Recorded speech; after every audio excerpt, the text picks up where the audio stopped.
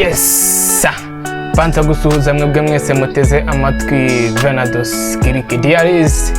Hano ibintu ntibiba uko ubishaka, biba uko byateguwe mu bitekerezo by'ababigizemo uruhare. Aha niho dutandukanya ibibera hejuru n'ibibera mu mutwe. Rero uno munsi muri Insights and Analysis turareba impamvu discipline itsinda motivation mu buzima bwa buri munsi.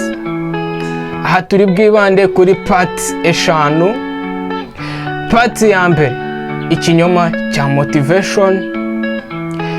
Part ya kabiri, discipline ikora gute mu mutwe. Part ya gatatu, icyo tubona mu bantu batsinda, ibyamamare muri rusange. Twavugamo nka ba Cristiano Ronaldo, bari ni Lionel Messi ndetse n'abandi bagiye batandukanye muri abazi rwose abantu batsinda. Part 4, ukuri ku rubyiruko. Urubyiruko rwacu ese ibi bintu bimeze bite? Hano hari ukuri kubareba, ndabasaba kuza gutega amatwi cyane byahataye. Part 5, icyo ugiye kuvana hano ni igiki? Ese icyo ugiye gutangira uno munsi utaruzi ni ikihe? Ibintu bishobora guhinduka bitewe n'uko wari ubizi. Ndagusaba gutega amatwi.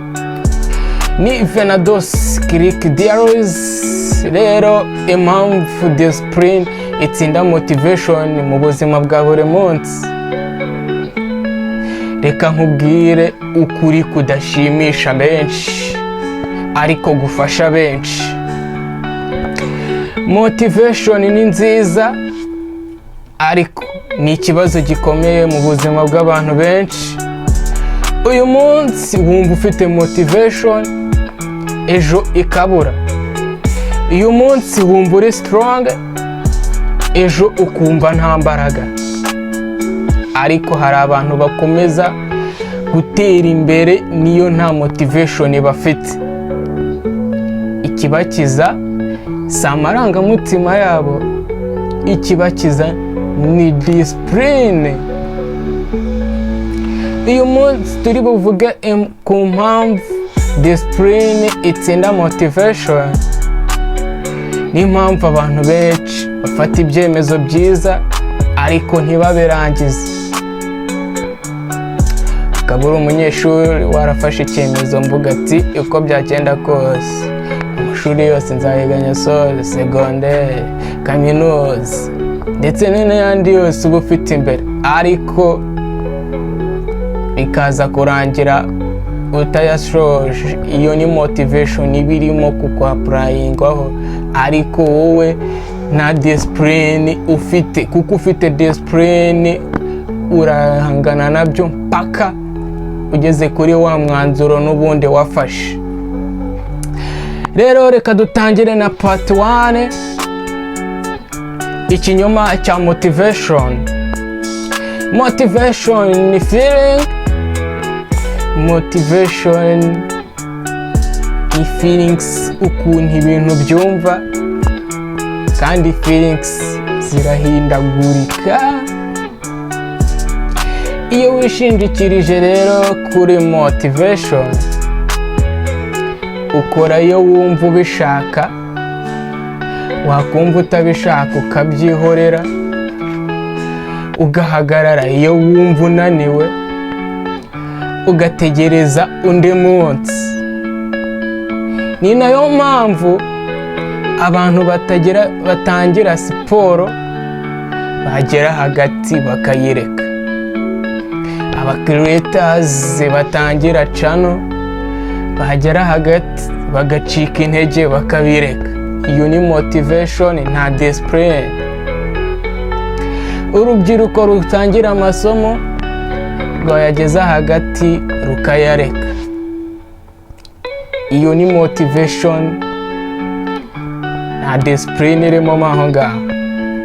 Rero iyo turebye dusanga motivation iguha gutangira ariko ntiguha gukomeza iyo ugeze mu minsi mibi. Uratangira ariko wagera mu minsi mibi ya motivation kuko yashize ugahagarara, ariko iyo ufite discipline iragutwara, niyo ntambara gufite ikagukomezanya na ya minsi mibi, ikagukomezanya ikagusunika paka ugeze kuri wa purpose ufite cyangwa se intego ufite. Rero iyo yari part 1, kadukomeze part 2. Part 2, discipline ikora gute mu mutwe? Ubwonko bwa muntu bukunda ibintu byoroshye cyane, bugakunda ibyishimo byihuse by'ako kanya, bugakunda kwirinda ikintu cyitwa ububabare. Rero discipline hano rero ni uguhitamo ikigoranye uyu munsi kugira ngo ejo bizabe byoroshye, kugira ngo ibintu ejo bizabe bikoroheye. Rero ibintu wumva bikoroheye uyu munsi, ibyishimo byihuse cyangwa se by'akanya gato, kwirinda ubwo bubabare, birwanya uyu munsi aho gutangire guhitamo ikigoranye uyu munsi kugira ngo ejo uzaba uri mu bintu bikoroheye. Hitamo gukoresha discipline, ibyo bintu byose bigukontorora aba ari wowe ubikontorora. Rero iyo ukoze ikintu kimwe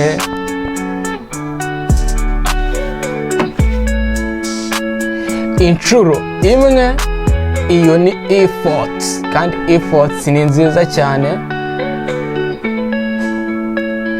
Iyo ugikoze ariko ukagikora nanone ukagikora inshuro nyinshi, ya effort ihinduka habits, wagikomeza noneho igihe kirekire bikaba noneho icyo bita identity. Rero icyo nakubwira, ntuvuge uti ndategereza ejo, tangira ahubwo uno munsi uvuga uti niko mbaye. Icyo bita niko mbaye benshi ntabwo bacyumva, ariko icyo bita niko mbaye uravuga ati iki nahisemo ni indangagaciro yanjye,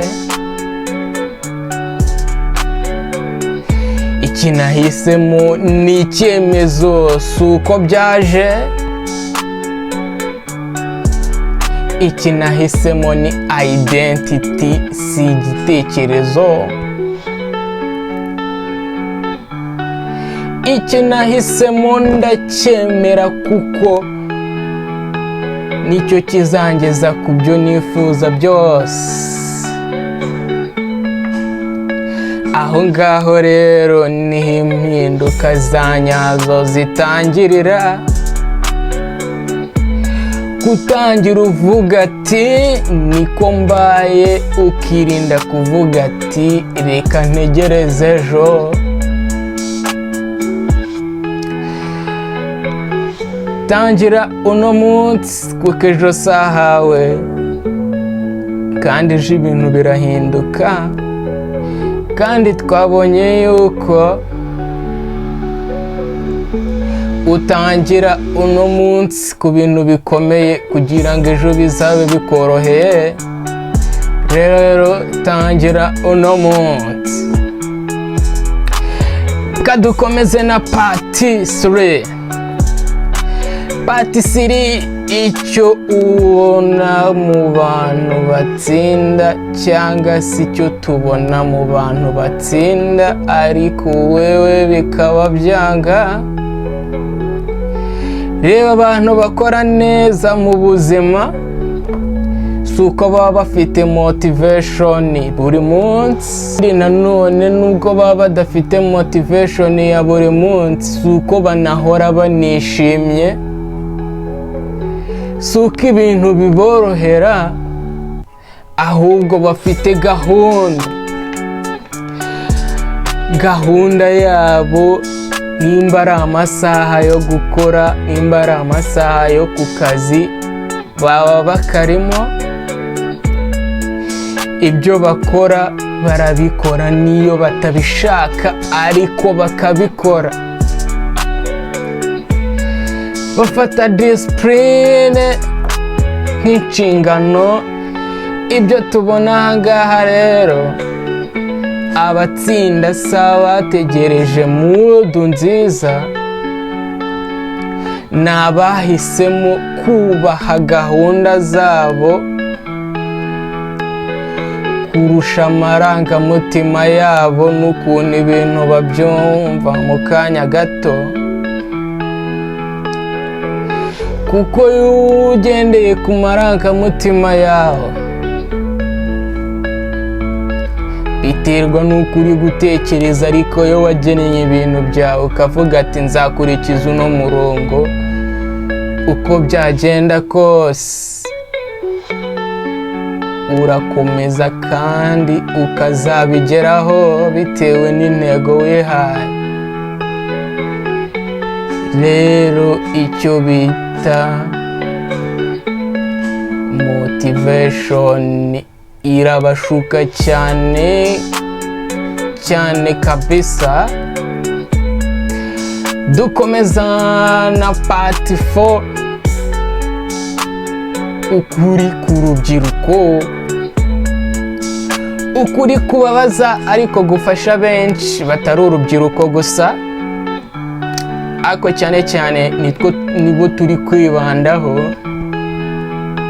kuko urubyiruko rw'uno munsi nirwo rw'ejo hazaza ruzaba ruhari, kandi ni narwo version izaza izagenderaho. Urubyiruko rwinshi rufite impano, rufite ubwenge, kandi nanone rufite amahirwe, ariko ikintu kimwe bibiri rubura: kwihangana ndetse na rutine yabo. Rutine ni kuvuga ni daily activities. Ese activities zawe za buri munsi zipanze zite? Zimeze zite? Ese urazikurikiza? Ese urazifite cyangwa nta nizo ufite?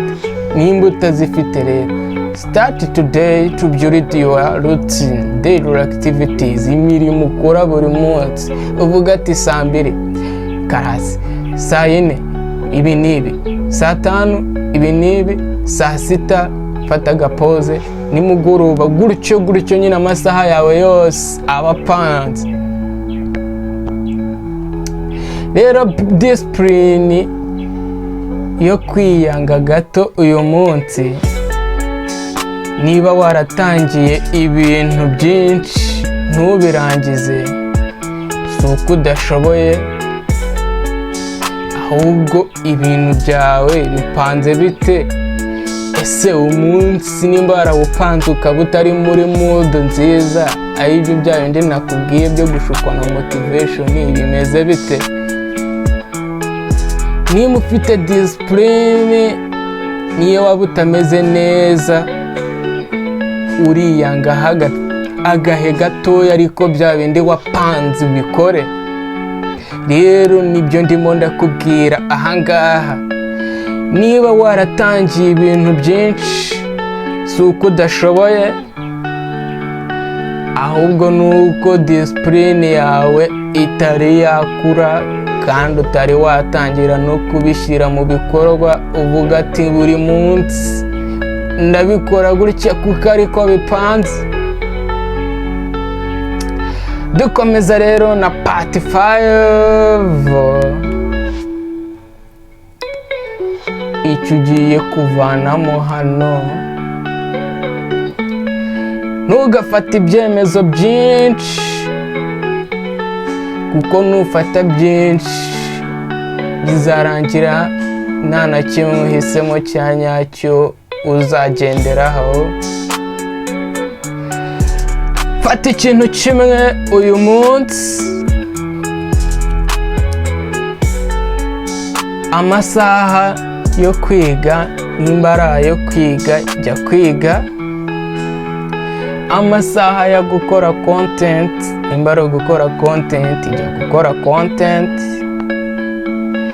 amasaha yo gukora work nimba ari ayo gukora work jya gukora iyo work, amasaha yawe nimba ari ayo gukora siporo jya gukora siporo, amasaha yawe nimba ari ayo kwiyubaka no kwitekerezaho uyashyiramo iyindi mirimo, jya gukura icyo gihe n'igihe cyacyo n'ibyo wapanze byabyo, kuko ufite today, tomorrow will not have.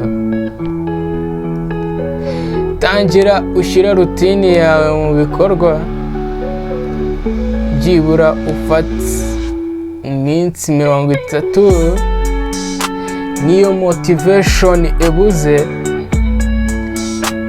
wibuke ibi. Discipline yerekana mu magambo, discipline yerekana muri ya minsi umaze ukora. Akubwiza ukuri yuko nufata iminsi 30 ukayishyira mu bikorwa, ukareba ukuntu activities zawe uri kuzikurikirana kandi time to time nta gihe cyo kwangiza, bizagufasha cyane kabisa. Rero icyo nababwira, twarebye part 5 zose, ugende uzisubiremo nimba utanazumvishe neza. Aho twabonye part 1 kari ikinyoma cya motivation, part 2 tukabona yuko ari ko discipline ikora gute mu mutwe, part ya 3 icyo tubona mu bantu batsinda ariko cyatunaniye twebwe ubwacu, part ya 4 ni ukuri ku rubyiruko ndetse n'abandi muri rusange, part 5 icyo ugiye kuvanamo hano. Niba wumva ibi bikugiriye akamaro, komeza gukurikira Venados Click Diaries, andika muri comments niki ugiye gushyira muri discipline yawe guhera uyu munsi. Tangira rero n'akantu gatoya, ntutangiriye ku bintu byinshi, byibuza niyo wazajya ugerageza haca nk'iminota 5 uri kukabuga urakagiyemo bitewe n'ako wasetinze n'iminota kazamara. Ibyo bizagufasha mu buzima bwawe bwa buri munsi. Rero murabizi ubuzima nabwo ni isomo, reka membaretse tuzahuza ubutaha, kandi mukomeze gushyira mu bikorwa byibura n'akantu kato uno munsi, cyangwa uyere ku kintu kimwe uno munsi, bizagufasha kurushaho.